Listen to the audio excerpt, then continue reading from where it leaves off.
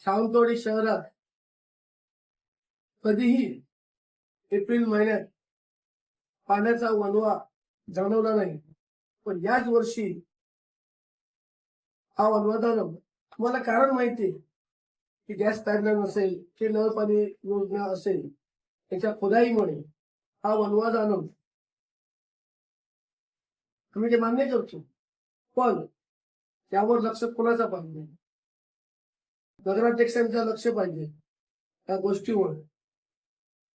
सावंतवाडी जनतेने त्यांना निवडून दिलेलं आहे. आम्ही वेळोवेळी मागणी केली सभागृहात की जेवढं काम केलंय थोडं तेवढं काम पहिलं पूर्ण करा. जे पाईपलाईन फुटलेले आहेत त्याच्यावर माती ओतल्यामुळे पाईप पाणी खाली जिरतंय आणि लोकांना पाणी जात नाही. आणि आता सगळ्या पाईपलाईन प्रकारची माती ओढली गेलेली आहे. ही समस्या आहे. जशी आता उन्हाळ्यात आहे तशी पावसाळ्यात पण राहते. ही समस्या जाणारी नाहीये. आता ही जर जबाबदारी नगराध्यक्ष आणि प्रशासन या दोघांची आहे. येणाऱ्या 4 दिवसात आम्ही मुदत पण देतो. 4 दिवसात सावंतवाडीत अनेक ठिकाणी लोकांच्या तक्रारी पण आल्या. शिवून पाणी येतच नाही. पाण्याचे प्रॉब्लेम आहेत.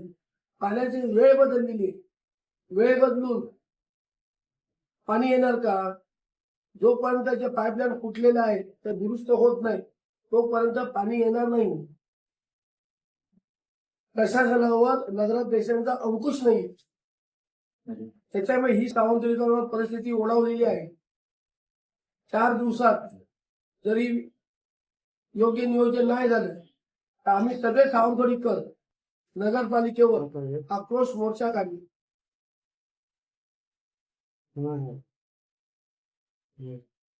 आक्रोश म्हणजे महिला कागद घेऊन येतील त्याची संबंधितांनी नोंद घ्यावी.